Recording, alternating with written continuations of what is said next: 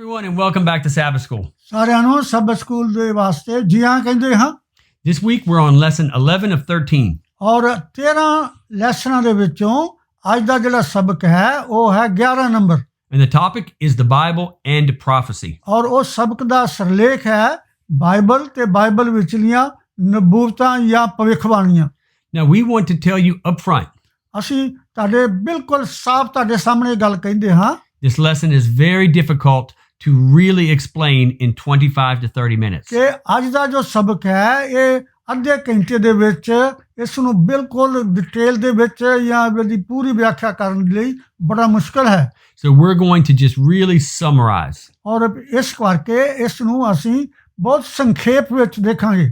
And we encourage you to go back, if you can, and study the lesson for yourself. ਔਰ ਅਸੀਂ ਚਾਹੁੰਦੇ ਹਾਂ ਕਿ ਇਸ ਲੈਸਨ ਨੂੰ ਆਪ ਸੁਣ ਕੇ ਦੇਖ ਕੇ ਤੇ ਆਪਣੇ ਆਪ ਵੀ ਪੜ੍ਹਨ ਦੀ ਕੋਸ਼ਿਸ਼ ਕਰੋ। Also, leave all of your questions down in the comment section below. ਔਰ ਇਸ ਪ੍ਰੋਗਰਾਮ ਦੇ ਆਖਿਰ ਵਿੱਚ ਜਿਹੜਾ ਕੋਈ ਪ੍ਰਸ਼ਨ ਹੈ ਉਹ ਉੱਤੇ ਲਿਖ ਕੇ ਤੇ ਸਾਨੂੰ ਜ਼ਰੂਰ ਕਰ ਲਓ। Okay, let's take a look at the overview for this week. ਆਓ ਅਸੀਂ ਇਹ ਅੱਜ ਦੇ ਪੂਰੇ ਸਬਕ ਦੇ ਉੱਤੇ ਅਸੀਂ ਥੋੜੀ ਨਜ਼ਰ ਮਾਰੀਏ। So one of the most exciting but yet difficult parts of the Bible to interpret are the prophecies. ਔਰ ਜਿਸ ਤਰ੍ਹਾਂ ਅਸੀਂ ਪਹਿਲਾਂ ਕਿਹਾ ਕਿ ਸਭ ਤੋਂ ਔਖੀ ਜਿਹੜੀ ਸਮਝਣ ਵਾਲੀ ਬਾਈਬਲ ਵਿੱਚੋਂ ਪਾਠ ਨੇ ਜਾਂ ਅਧਿਆਏ ਨੇ ਉਹ ਹੈ ਭਵਿੱਖਬਾਣੀਆਂ ਬਾਰੇ।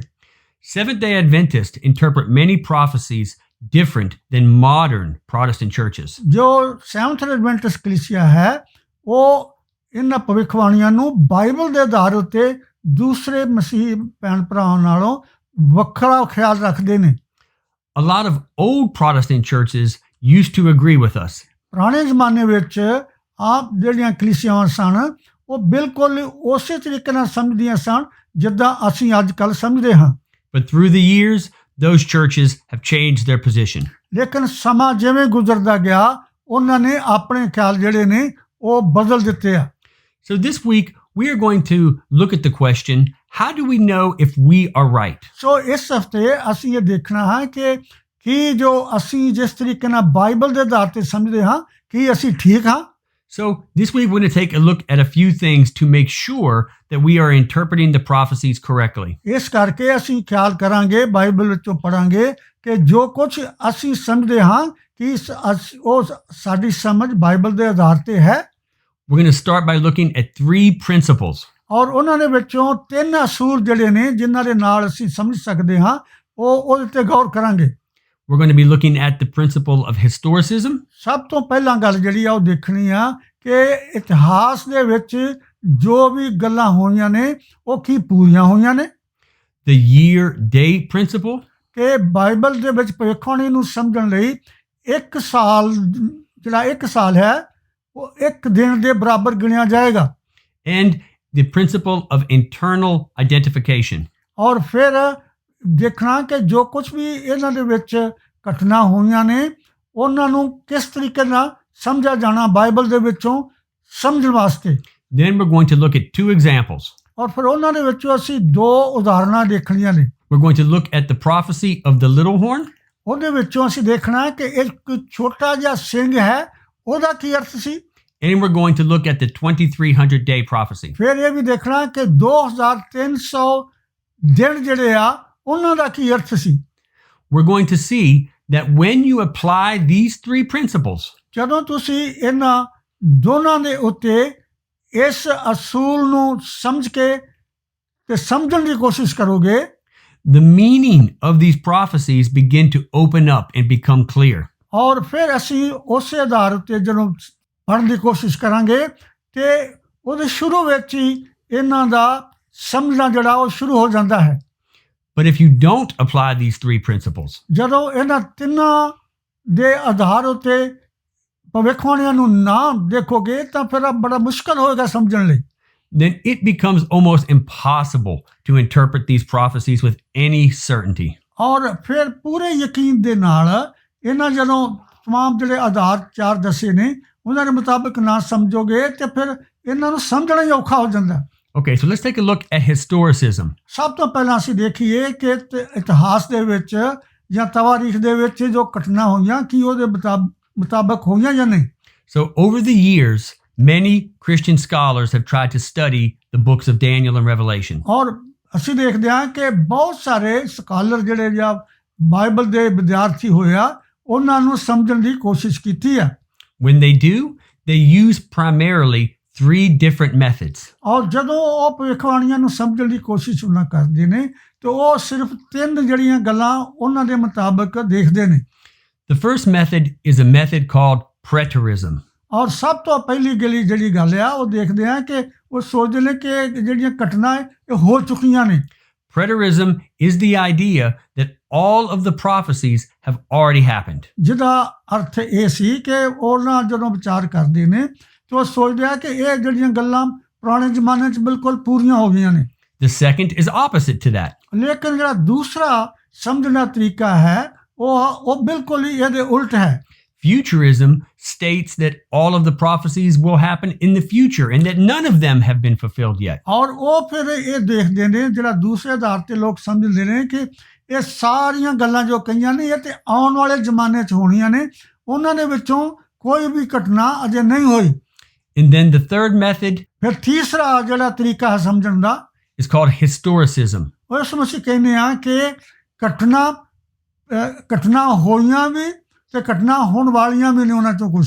This is the method that the Seventh-day Adventist Church and many other older Bible scholars used. ਇਹੀ ਇੱਕ ਤਰੀਕਾ ਹੈ ਜਿਹਦੇ ਵਿੱਚ ਪੁਰਾਣੇ ਸੈਂਕੜੇ ਸਾਲ ਪਹਿਲਾਂ ਵੀ ਜਿਹੜੇ ਬਾਈਬਲ ਦੇ ਵਿਦਿਆਰਥੀ ਸੀ ਉਹ ਵੀ ਇਸ ਗੱਲ ਨੂੰ ਸਮਝਦੇ ਸੀ ਤੇ ਅਸੀਂ ਜੋ ਸੈਵਨਥ ਐਡਵੈਂਟਿਸਟ ਕਲੀਸਿਆ ਹੈ ਉਹ ਵੀ ਇਸ ਆਧਾਰ ਦੇ ਉੱਤੇ ਭਵਿੱਖਬਾਣੀ ਨੂੰ ਸਮਝਦੇ ਨੇ। This is the idea that God is revealing history. ਔਰ ਇਹਦੇ ਵਿੱਚ ਅਸੀਂ ਦੇਖਦੇ ਹਾਂ ਕਿ ਖੁਦਾਵੰਦ ਜੋ ਹੈ ਉਹ ਇਤਿਹਾਸ ਦੇ ਵਿੱਚ ਪੁਰਾਣੇ ਜ਼ਮਾਨੇ ਵਿੱਚ ਵੀ ਜੋ ਕੁਝ ਹੋਇਆ ਉਹਦੀ ਮਰਜ਼ੀ ਦੇ ਮੁਤਾਬਕ ਹੋਇਆ, ਭਵਿੱਖਬਾਣੀਆਂ ਦੇ ਮੁਤਾਬਕ। ਆਉਣ ਵਾਲੇ ਜ਼ਮਾਨੇ 'ਚ ਵੀ ਭਵਿੱਖਬਾਣੀਆਂ ਹੋਣੀਆਂ ਨੇ, ਪੂਰੀਆਂ ਹੋਣ ਵਾਲੀਆਂ ਨੇ। He's revealing history as though it were a timeline. ਔਰ ਉਹ ਇਸ ਤਰ੍ਹਾਂ ਭਵਿੱਖਬਾਣੀਆਂ ਦੱਸਦੇ ਨੇ ਜਿਸ ਤੋਂ ਪਤਾ ਚੱਲਦਾ ਹੈ ਕਿ ਪ੍ਰਭੂ ਸ਼ੁਰੂ ਤੋਂ ਹੀ ਇਹ ਘਟਨਾ ਜਿਹੜੀਆਂ ਹੋਣੀਆਂ ਸੀ ਉਹ ਦੱਸਦੇ ਰਹੇ ਤੇ ਆਉਣ ਵਾਲੇ ਜ਼ਮਾਨੇ ਵਿੱਚ ਵੀ। And all of the prophecies can fall anywhere on that timeline. ਔਰ ਉਹਦੇ ਵਿੱਚ ਉਹਨਾਂ ਹਰ ਜਿਹੜੀ ਭਵਿੱਖਬਾਣੀ ਆ ਉਹਦੇ 'ਚ ਸਮਾਂ ਦੱਸਿਆ ਕਿ ਇਸ ਸਮੇਂ ਦੇ ਵਿੱਚ ਇੱਦਾਂ ਹੋਏਗਾ। ਔਰ ਜਦੋਂ ਅਸੀਂ ਦੇਖਦੇ ਹਾਂ ਇਹਨੇ ਜੋ ਸਮੇਂ ਉਹਨਾਂ ਦੱਸੇ ਆ, ਸਾਲ ਜਾਂ ਦਿਨ ਜਿਹੜੇ ਦੱਸੇ ਆ, ਉਹਨਾਂ ਦੇ ਵਿੱਚ ਅਸੀਂ ਦੇਖਦੇ ਹਾਂ ਕਿ ਉਹ ਪੂਰੀਆਂ ਹੋ ਵੀ ਗਈਆਂ ਤੇ ਹੋਣ ਵਾਲੀਆਂ ਨੇ। Historicism sees history as a successive, connected story. ਔਰ ਇਸ ਜਿਹੜਾ ਆਧਾਰ ਹੈ ਜਿਸ ਤੇ ਅਸੀਂ ਸਮਝਣ ਦੀ ਕੋਸ਼ਿਸ਼ ਕਰ ਰਹੇ ਹਾਂ ਉਹ ਅਸੀਂ ਦੇਖਦੇ ਹਾਂ ਕਿ ਜੋ ਬਾਈਬਲ ਦੇ ਵਿੱਚ ਜੋ ਇਤਿਹਾਸ ਆ ਸਮੇਂ ਦੇ ਮੁਤਾਬਕ ਦੱਸਿਆ ਉਹ ਉਹਨਾਂ ਦੇ ਵਿੱਚੋਂ ਕੁਝ ਹੋ ਗਿਆ ਤੇ ਉਹਨਾਂ ਦੇ ਨਾਲ ਬਿਲਕੁਲ ਹੀ ਜਿਸ ਤਰ੍ਹਾਂ ਦੱਸਿਆ ਗਿਆ ਸੀ ਹੋਣ ਵਾਲਾ ਵੀ ਹੈ। And prophecy is the telling of that story. ਔਰ ਜਿਹਨੂੰ ਅਸੀਂ ਨਬੂਵਤ ਕਹਿੰਦੇ ਹਾਂ, ਭਵਿੱਖਬਾਣੀ ਕਹਿੰਦੇ ਹਾਂ ਕਿ ਉਹ ਜਿਹੜੀ ਇਤਿਹਾਸ ਦੀ ਪੂਰੀ ਕਹਾਣੀ ਹੈ ਉਹ ਦੱਸਦੀ ਹੈ।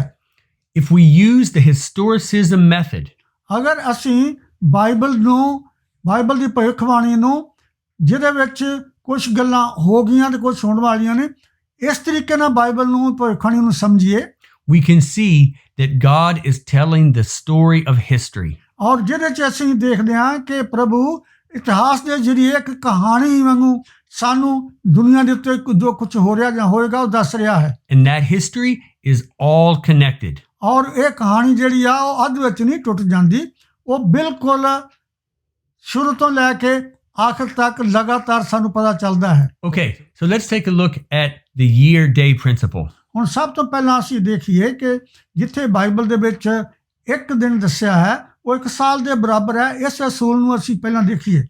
It could also be called the year for a day principle. ਔਰ ਫਿਰ ਇਹਨੂੰ ਦੂਸਰੇ ਤਰੀਕੇ ਨਾਲ ਵੀ ਕਿਹਾ ਗਿਆ ਹੈ ਕਿ ਇਹ ਇੱਕ ਸਾਲ ਨੂੰ ਇੱਕ ਦਿਨ ਦੇ ਬਰਾਬਰ ਵੀ। So you can see here in the book of Ezekiel. ਔਰ ਸਭ ਤੋਂ ਪਹਿਲਾਂ ਜਿਹੜੀ ਉਦਾਹਰਣ ਹੈ ਹਿਜ਼ਕੀਏਲ ਦੀ ਕਿਤਾਬ ਜਿਹੜੀ ਆ ਉੱਤੇ ਅਸੀਂ ਦੇਖੀਏ। God tells the prophet, I have laid on you a day for each year. ਔਰ ਉਹਦੇ 'ਚ ਦੱਸਿਆ ਗਿਆ ਹੈ ਕਿ ਪ੍ਰਭੂ ਹਿਜ਼ਕੀਏਲ ਨਬੀ ਨੂੰ ਕਹਿ ਰਿਹਾ ਕਿ ਮੈਂ ਤੇਰੇ ਲਈ ਇੱਕ ਦਿਨ ਇੱਕ ਸਾਲ ਦੇ ਬਰਾਬਰ ਮੁਕਰਰ ਕਰ ਦਿੱਤਾ ਹੈ। Now this year for a day principle is all over the Bible. ਔਰ ਇਹ ਜਿਹੜਾ ਅਸੂਲ ਹੈ ਬਾਈਬਲ ਦੇ ਵਿੱਚ ਹਰ ਜਗ੍ਹਾ ਜਿੱਥੇ ਨਬੂਵਤ ਆਉਂਦੀ ਹੈ ਜਾਂ ਭਵਿੱਖਬਾਣੀ ਆਉਂਦੀ ਆ ਉੱਥੇ ਲਾਗੂ ਹੁੰਦਾ ਹੈ। And it's simple. ਔਰ ਇਹ ਬੜੀ ਸਾਦੀ ਗੱਲ ਹੈ। If God is describing an event in prophetic language, ਔਰ ਜਦੋਂ ਕਿ ਪ੍ਰਭੂ ਇੱਕ ਭਵਿੱਖਬਾਣੀ ਨੂੰ ਆਉਣ ਵਾਲੇ ਸਮੇਂ ਲਈ ਸਮਾਂ ਦੱਸਦਾ ਹੈ, and he mentions that this event is going to happen over a period of time, ਔਰ ਉਹਦੇ ਵਿੱਚ ਇਦਾਂ ਦੱਸ ਕੇ ਕਿ ਇੱਕ ਦਿਨ ਇੱਕ ਸਾਲ ਦੇ ਬਰਾਬਰ ਹੈ, ਪ੍ਰਭੂ ਦੱਸਦਾ ਹੈ ਕਿ ਇਹ ਇੱਕ ਲੰਮੇ ਸਮੇਂ ਲਈ ਘਟਨਾ ਹੋਏਗੀ। we should understand each day of that prophecy to be a year. ਔਰ ਇਸ ਕਰਕੇ ਸਾਨੂੰ ਹਮੇਸ਼ਾ ਸਮਝਣਾ ਚਾਹੀਦਾ ਕਿ ਭਵਿੱਖਬਾਣੀ ਦੇ ਵਿੱਚ ਇੱਕ ਦਿਨ ਜਦੋਂ ਦੱਸਿਆ ਉਹ ਇੱਕ ਸਾਲ ਦੇ ਬਰਾਬਰ ਹੋਏਗਾ। So if God says something is going to happen over a time period of 10 days, ਔਰ ਜਿਸ ਤਰ੍ਹਾਂ ਅਗਰ ਪ੍ਰਭੂ ਕਹੇ ਕਿ 10 ਦਿਨਾਂ ਦੇ ਵਿੱਚ ਆਹ ਗੱਲ ਹੋਏਗੀ, then we should understand that to actually be 10 years. ਔਰ ਉਹਦਾ ਫਿਰ ਸਾਨੂੰ ਅਰਥ ਇਹ ਸਮਝਣਾ ਚਾਹੀਦਾ ਕਿ ਬਾਈਬਲ ਦੇ ਵਿੱਚ ਜਦੋਂ 10 ਦਿਨ ਦੱਸੇ ਹੋਣਗੇ ਉਹ 10 ਸਾਲ ਦੇ ਬਰਾਬਰ ਹੋਣਗੇ। Now, we apply this principle when 3 criteria are met. ਔਰ ਇਹ ਜੋ ਅਸੂਲ ਅਸੀਂ ਇੱਕ ਦਿਨ ਇੱਕ ਸਾਲ ਦੇ ਬਰਾਬਰ ਕਹਿੰਦੇ ਆ, ਉਹਦੇ ਵਿੱਚ 3 ਗੱਲਾਂ ਦਾ ਮੇਲ ਹੋਣਾ ਬੜਾ ਜ਼ਰੂਰੀ ਹੈ। The first criteria is when the prophetic period ਔਰ ਉਹਦੇ ਵਿੱਚ ਇਹ ਹੋਏਗਾ ਕਿ ਇਹ ਜਿਹੜਾ ਭਵਿੱਖਬਾਣੀ ਦਾ ਸਮਾਂ ਹੈ ਕਦੋਂ ਸ਼ੁਰੂ ਹੁੰਦਾ, when the time that's being mentioned is in a passage with other symbols. ਔਰ ਉਸ ਜਦੋਂ ਦੱਸਿਆ ਹੋਏਗਾ ਕਿ ਇੱਕ ਦਿਨ ਇੱਕ ਸਾਲ ਦੇ ਬਰਾਬਰ ਹੈ, ਤੇ ਉਹਦੇ ਨਾਲ ਕੁਝ ਹੋਰ ਘਟਨਾ ਵੀ ਕਿਸੇ ਕੋਈ ਨਾ ਕੋਈ ਨਿਸ਼ਾਨ ਦੇ ਕੇ ਉਹਦੇ ਨਾਲ ਜੋੜਿਆ ਹੋਏਗਾ।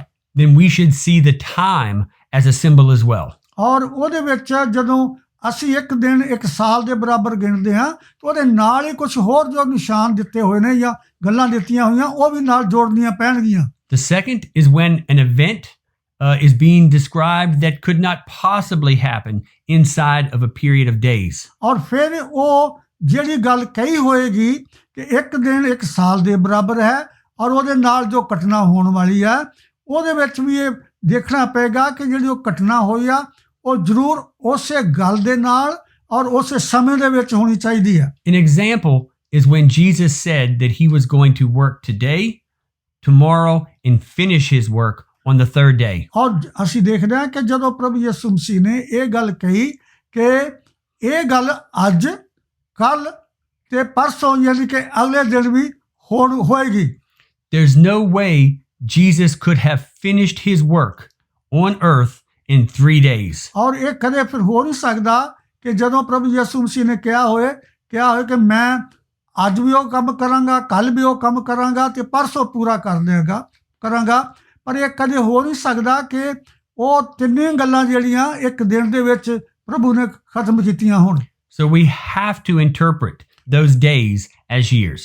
ਔਰ ਫਿਰ ਸਾਨੂੰ ਉਹ ਦੇਖਣਾ ਪਏਗਾ ਕਿ ਉਹ ਤਿੰਨੇ ਜਿਹੜੇ ਦਿਨ ਕਹੇ ਗਏ ਨੇ ਉਹ 3 ਸਾਲ ਦੀ ਸਮਾਂ ਸੀ। And the third is when the time period mentioned is described in a very weird way. ਔਰ ਫਿਰ ਤੀਸਰੀ ਗੱਲ ਅਸੀਂ ਜਿਹੜੀ ਯਾਦ ਰੱਖਣੀ ਹੈ ਉਹ ਹੈ ਕਿ ਜਦੋਂ ਉਹ ਸਮਾਂ ਦਿੱਤਾ ਹੋਏਗਾ ਤਾਂ ਬਿਲਕੁਲ ਪੱਕੇ ਤਰੀਕੇ ਨਾਲ ਉਹ ਘਟਨਾ ਹੋਣੀ ਚਾਹੀਦੀ ਹੈ।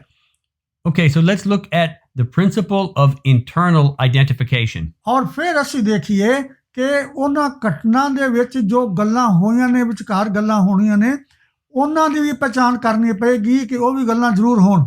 This simply states that when the Bible itself identifies what a symbol is, we have to accept that. ਔਰ ਇਸ ਕਰਕੇ ਉਹਨਾਂ ਉਸ ਸਮੇਂ ਦੇ ਨਾਲ ਜਿਹੜੀ ਕੋਈ ਹੋਰ ਨਿਸ਼ਾਨ ਦਿੱਤਾ ਹੋਏ ਉਹਦੇ ਵਿੱਚ ਵੀ ਸਾਨੂੰ ਦੇਖਣਾ ਪਏਗਾ ਕਿ ਉਹਦੇ ਇਸ ਘਟਨਾ ਦੇ ਨਾਲ ਉਹ ਵੀ ਨਿਸ਼ਾਨ ਜਿਹੜਾ ਦਿੱਤਾ ਉਹ ਪੂਰਾ ਹੈ ਕਿ ਨਹੀਂ। One example is in Daniel 2. ਔਰ ਫਿਰ ਅਸੀਂ ਦੇਖਦੇ ਹਾਂ ਕਿ ਪਹਿਲੀ ਇੱਕ ਉਦਾਹਰਣ ਅਸੀਂ ਡੈਨੀਅਲ ਉਸ ਦਾ ਦੂਸਰਾ ਅਧਿਆਇ ਜੋ ਹੈ ਉਹ। Another example is in Daniel chapter 7. ਔਰ ਫਿਰ ਦੂਸਰੀ ਜਿਹੜੀ ਮਿਸਾਲ ਅਸੀਂ ਉਦਾਹਰਣ ਦੇਖਦੇ ਹਾਂ ਉਹ ਡੈਨੀਅਲ ਦੀ ਪੁਸਤਕ ਉਹਦਾ 7ਵਾਂ ਅਧਿਆਇ। And another example is in Daniel chapter 8. ਔਰ ਫਿਰ ਉਹਦੇ ਨਾਲ ਹੀ ਜਿਹੜਾ ਡੈਨੀਅਲ ਦੀ ਪੁਸਤਕ ਉਹਦਾ 8ਵਾਂ ਅਧਿਆਇ ਆ ਉਹਦੇ ਵਿੱਚ The Bible leaves absolutely no room for debate about what these symbols meant. ਔਰ ਇਹ ਜਿਹੜੇ ਨਿਸ਼ਾਨ ਦਿੱਤੇ ਗਏ ਨੇ ਡੈਨੀਅਲ ਦੀ ਕਿਤਾਬ ਦੇ ਵਿੱਚ ਉਹਦੇ ਵਿੱਚ ਬਿਲਕੁਲ ਸਮੇਂ ਦੇ ਨਾਲ ਜਿਹੜਾ ਨਿਸ਼ਾਨ ਦਿੱਤੇ ਗਏ ਆ ਜਿਹੜੇ ਤੁਸੀਂ ਦੇਖ ਰਹੇ ਹੋ ਇਹ ਬਿਲਕੁਲ ਹੀ ਉੱਦਾਂ ਹੀ ਹੋਇਆ ਹੈ ਨੇ ਜਿੱਦਾਂ ਦੱਸਿਆ ਗਿਆ ਸੀ। And we have to accept the Bible's own interpretation of these symbols. ਔਰ ਫਿਰ ਇਸ ਕਰਕੇ ਸਾਨੂੰ ਇਹ ਮੰਨਣਾ ਪਏਗਾ ਕਿ ਬਾਈਬਲ ਖੁਦ ਆਪਣੇ ਆਪ ਹੀ ਇਹਨਾਂ ਗੱਲਾਂ ਦਾ ਅਰਥ ਜੋ ਹੈ ਉਹ ਸਾਨੂੰ ਦੱਸਦੀ ਹੈ ਕਿਤਾਬ ਦੇ ਵਿੱਚ ਹੀ। Okay, so let's take a look at one of these examples. ਔਰ ਹੁਣ ਅਸੀਂ ਦੇਖੀਏ ਇਹਨਾਂ ਦੇ ਵਿੱਚੋਂ ਕਈ ਉਦਾਹਰਨਾਂ ਜਿਹੜੀਆਂ ਨੇ In the book of Daniel, chapter 7 and 8, ਅਸੀਂ ਦੇਖੀਏ ਜਦੋਂ ਡੈਨੀਅਲ ਉਹਦਾ 7ਵਾਂ ਤੇ 8ਵਾਂ ਅਧਿਆਇ ਜੋ ਹੈ we see that there is a successive line of political powers. ਉਹਦੇ ਵਿੱਚ ਅਸੀਂ ਦੇਖਦੇ ਹਾਂ ਕਿ ਕਿਸ ਤਰੀਕੇ ਦੇ ਨਾਲ ਇੱਕ ਘਟਨਾ ਦੇ ਬਾਅਦ ਦੂਸਰੀ ਘਟਨਾ ਉਹਦੇ ਜਿਹੜੀ ਦੱਸੀ ਗਈ ਹੁੰਦੀ ਆ ਉਹਦੇ ਫਿਰ ਉਹਦੇ ਤੀਸਰੀ ਘਟਨਾ ਕੀ ਹੋਈ ਗਈ, ਯਾਨੀ ਕਿ ਇੱਕ ਗਵਰਨਮੈਂਟ ਤੋਂ ਦੂਸਰੀ ਗਵਰਨਮੈਂਟਾਂ ਜਿਹੜੀਆਂ ਕਿੱਦਾਂ ਚੱਲਦੀਆਂ ਨੇ। Successive means one after the other. ਇਹਦਾ ਅਰਥ ਇਹ ਹੋਇਆ ਕਿ ਬਿਲਕੁਲ ਉਸੇ ਤਰੀਕੇ ਨਾਲ ਹੀ ਜਦੋਂ ਇੱਕ ਦੇ ਬਾਅਦ ਦੂਸਰੀ ਦੇ ਬਾਅਦ ਤੀਸਰੀ ਜਿੱਦਾਂ ਬਾਈਬਲ ਦੇ ਵਿੱਚ ਦੱਸੀ ਗਈ ਹੈ। So we see Babylon described as a winged lion or a lion with wings. ਔਰ ਅਸੀਂ ਦੇਖਦੇ ਹਾਂ ਕਿ ਜੋ ਬੈਬੀਲੋਨ ਜੋ ਹਕੂਮਤ ਸੀ ਉਹ ਸ਼ੇਰ ਦੀ ਬਰਾਬਰ ਦੱਸੇ ਗਿਆ ਜਿਹੜੇ ਦੋ ਖੰਭ ਲੱਗੇ ਹੋਏ ਸੀ। We see the kingdom of Media and Persia described as a bear and also as a ram. ਔਰ ਫਿਰ ਅਸੀਂ ਦੇਖਦੇ ਹਾਂ ਕਿ ਉਹਦੇ ਬਾਅਦ ਮਾਦਾ ਫਾਰਸ ਦੀ ਜਿਹੜੀ ਹਕੂਮਤ ਆ ਉਹਦੇ ਵਿੱਚ ਵੀ ਦੇਖਦੇ ਹਾਂ ਕਿ ਉਹਦੇ ਵਿੱਚ ਰਿਛ ਜਿਹੜਾ ਹੈ ਔਰ ਉਹ ਭੇਡੂ ਜਿਹੜਾ ਹੈ ਇਦਾਂ ਨਿਸ਼ਾਨ ਦਿੱਤੇ ਗਏ ਨੇ। We see Greece as a leopard and a goat. ਔਰ ਫਿਰ ਅਸੀਂ ਦੇਖਦੇ ਹਾਂ ਕਿ ਜਿਹੜਾ ਯੂਨਾਨ ਹੈ ਉਹ ਇੱਕ ਬੱਕਰਾ ਹੈ।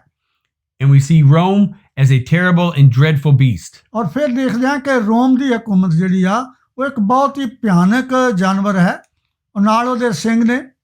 And then in Daniel 7, ਫਿਰ ਅਸੀਂ ਦੇਖੀਏ ਡੈਨੀਅਲ ਉਹਦਾ 7ਵਾਂ ਅਧਿਆਇ ਜੋ ਹੈ Daniel sees this fourth kingdom divided into 10 different kingdoms. ਔਰ ਇਹਦੇ ਵਿੱਚ ਦੇਖਦੇ ਹਾਂ ਕਿ ਡੈਨੀਅਲ ਨੇ ਭਵਿੱਖਬਾਣੀ ਪ੍ਰਭੂ ਦੇ ਜ਼ਰੀਏ ਜੋ ਕੀਤੀ ਹੈ ਕਿ ਉਹਦੇ ਵਿੱਚ 10 ਜਿਹੜੇ ਰਾਜ ਨੇ ਉਹਨਾਂ ਦਾ ਜ਼ਿਕਰ ਕੀਤਾ ਹੈ। And out of those 10 horns come up one very special little horn. ਔਰ ਇਹ ਜਿਹੜੇ 10 ਸਿੰਘਾਂ ਦੇ ਵਿੱਚੋਂ ਫਿਰ ਦੱਸਿਆ ਗਿਆ ਕਿ ਇੱਕ ਬਿਲਕੁਲ ਛੋਟਾ ਜਿਹਾ ਸਿੰਘ ਬਾਹਰ ਆਉਂਦਾ ਹੈ। And then Daniel proceeds to describe this little horn. ਔਰ ਫਿਰ ਡੈਨੀਅਲ ਇਹ ਜਿਹੜਾ ਛੋਟਾ ਜਿਹਾ ਸਿੰਘ ਆ ਉਹਦੇ ਬਾਰੇ ਵੀ ਸਾਨੂੰ ਬਿਆਨ ਕਰਕੇ ਬਾਈਬਲ ਦੇ ਵਿੱਚੋਂ ਆਪ ਦੱਸਦਾ ਹੈ।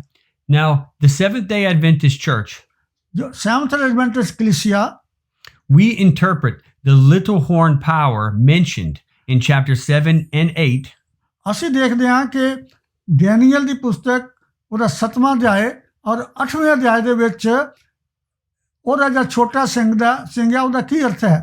We interpret these two little horns to actually be the same power.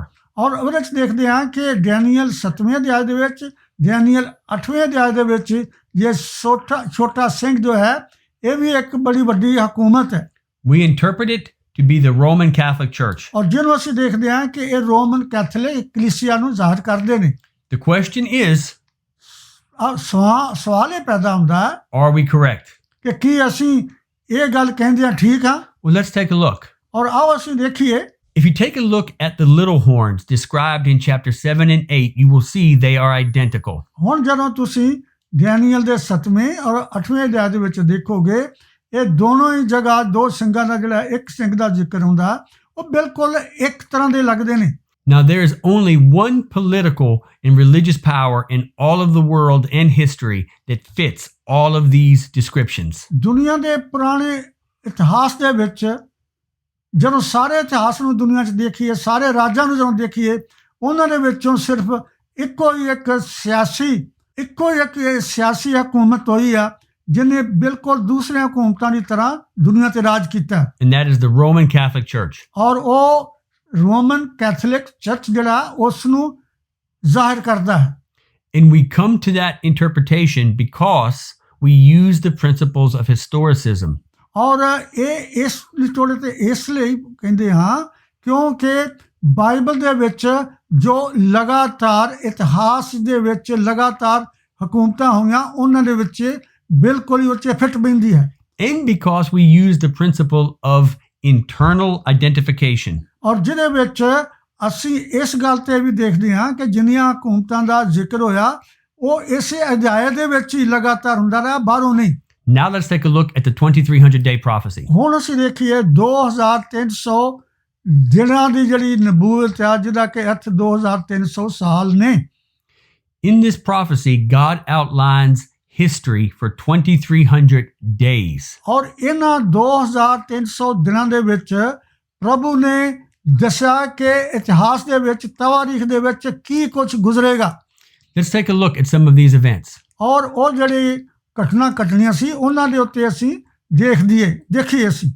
The prophecy states that it would begin at 457 BC.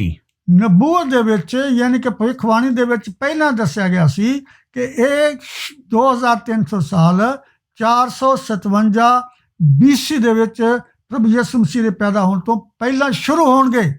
And that all of these events would take place during the 2300 days. ਔਰ ਜਿਹੜੇ ਆ ਤੁਸੀਂ ਦੇਖ ਰਹੇ ਨਕਸ਼ੇ ਦੇ ਉੱਤੇ, ਇਹ ਸਾਰੀਆਂ ਘਟਨਾ ਜਿਹੜੀਆਂ ਸੀ ਉਹ ਦੱਸਿਆ ਗਿਆ ਸੀ ਕਿ ਇਹਨਾਂ ਹੀ ਦਿਨਾਂ, ਯਾਨੀ ਕਿ ਇਹਨਾਂ ਸਾਲਾਂ ਦੇ ਵਿੱਚ ਪੂਰੀਆਂ ਹੋਣਗੀਆਂ।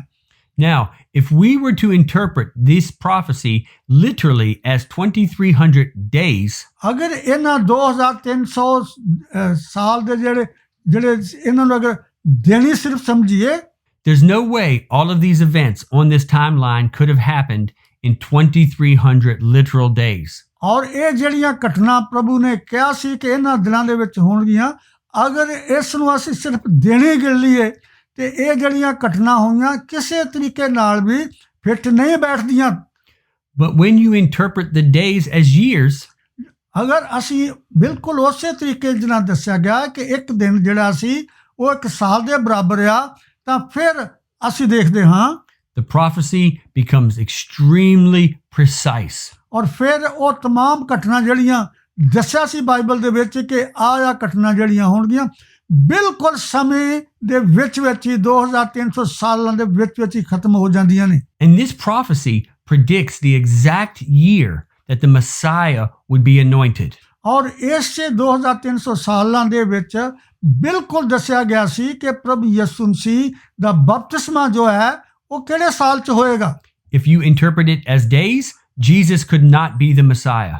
ਅਗਰ ਅਸੀਂ ਇਹਨੂੰ ਸਿਰਫ ਇੱਕ ਦਿਨ ਹੀ ਸਮਝ ਲਈਏ ਤਾਂ ਫਿਰ ਪ੍ਰਭੂ ਯਿਸੂ ਮਸੀਹ ਦਾ ਜਿਹੜਾ ਬਪਤਿਸਮਾ ਜਿਹੜਾ ਹੈ ਉਹ ਬਿਲਕੁਲ ਜ਼ਾਹਿਰ ਨਹੀਂ ਹੁੰਦਾ। But when you interpret the days as years, it pinpoints the exact year Jesus was baptized. ਔਰ ਅਗਰ ਇਸ ਨੂੰ 2300 ਦਿਨਾਂ ਨੂੰ ਜਦੋਂ ਸਾਲਾਂ ਦੇ ਹਿਸਾਬ ਨਾਲ ਦੇਖਦੇ ਹਾਂ ਤਾਂ ਬਿਲਕੁਲ ਉਹਨਾਂ ਦਾ ਜਿਹੜਾ ਸਮਾਂ ਦੱਸਿਆ ਸੀ ਉਹ ਫਿੱਟ ਬੈਠਦਾ ਹੈ ਉਸੇ ਦਿਨ, ਉਸੇ ਡੇਟ ਨੂੰ। So if you do not apply the year for a day principle, none of this prophecy makes any sense. ਔਰ ਇਸ ਕਰਕੇ ਬਾਕੀ ਵੀ ਜਿਹੜੀਆਂ ਗੱਲਾਂ ਦੱਸੀਆਂ ਗਈਆਂ ਸੀ ਕਿ ਇਹ ਗੱਲਾਂ ਹੋਣਗੀਆਂ 2300 ਸਾਲ ਦੇ ਵਿੱਚ, ਅਗਰ ਅਸੀਂ ਇਸ ਨੂੰ ਦੇਣੀ ਸਮਝ ਲਈਏ ਤਾਂ ਇਹ ਘਟਨਾ ਜਿਹੜੀਆਂ ਨਹੀਂ ਵਾਪਰ ਸਕਦੀਆਂ ਇਹਨਾਂ ਦਿਨਾਂ ਦੇ ਵਿੱਚ। Let's take a look at this quotation in closing. ਔਰ ਆਖਰ ਦੇ ਵਿੱਚ ਅਸੀਂ ਇਸ ਵਾਕ ਨੂੰ ਜਾਂ ਇਸ ਪੈਰਾਗ੍ਰਾਫ ਨੂੰ ਪੜ੍ਹੀਏ। We are living in the closing scenes of this earth's history. ਅਸੀਂ ਇਸ ਵੇਲੇ ਇਸ ਦੁਨੀਆ ਦੇ ਖਾਤਮੇ ਦੇ ਜਿਹੜੇ ਆਖਰੀ ਦਿਨ ਆ ਉਹਨਾਂ ਦੇ ਵਿੱਚ ਰਹਿ ਰਹੇ ਹਾਂ। We have no time, no, not even a moment to lose. ਔਰ ਸਾਡੇ ਕੋਲ ਇਹਨਾਂ 2300 ਸਾਲਾਂ ਦੇ ਵਿੱਚੋਂ ਇੱਕ ਸਮਾਂ, ਇੱਕ ਘੰਟਾ, ਇੱਕ ਮਿੰਟ ਵੀ ਇਸ ਨੂੰ ਗਾਂਪਸ਼ਾ ਨਹੀਂ ਕਰ ਸਕਦੇ। Let all of us persuade men and women everywhere to repent. ਔਰ ਇਸ ਦਾ ਅਰਥ ਇਹ ਹੈ ਕਿ तमाम ਦੁਨੀਆ ਦੇ ਉੱਤੇ ਜਿਸ ਤਰ੍ਹਾਂ ਵੀ ਹੋ ਸਕਦਾ ਅਸੀਂ ਹਰ ਮਨੁੱਖ ਨੂੰ, ਇਸਤਰੀ ਨੂੰ, ਬੱਚੇ ਨੂੰ ਇਹ ਗੱਲ ਦੱਸ ਦਈਏ ਕਿ ਇਹ ਘਟਨਾ ਹੋਣ ਵਾਲੀ ਹੈ। Repent and flee from the wrath to come. ਤੋਬਾ ਕਰੋ ਤੇ ਉਹ ਭਿਆਨਕ ਦਿਨ ਜੋ ਪ੍ਰਭੂ ਵੱਲੋਂ ਆ ਰਿਹਾ ਹੈ ਉਸ ਤੋਂ ਬਚੀਏ। Our interpretation of the prophecies is correct. ਔਰ ਇਹ ਜਿਸ ਤਰੀਕੇ ਨਾਲ ਅੱਜ ਜੋ ਅਸੀਂ ਦੱਸਿਆ ਹੈ ਇਹ ਬਿਲਕੁਲ ਸਮੇਂ ਦੇ ਮੁਤਾਬਕ ਹੈ। And we can be certain that prophecy tells us that Jesus is coming soon.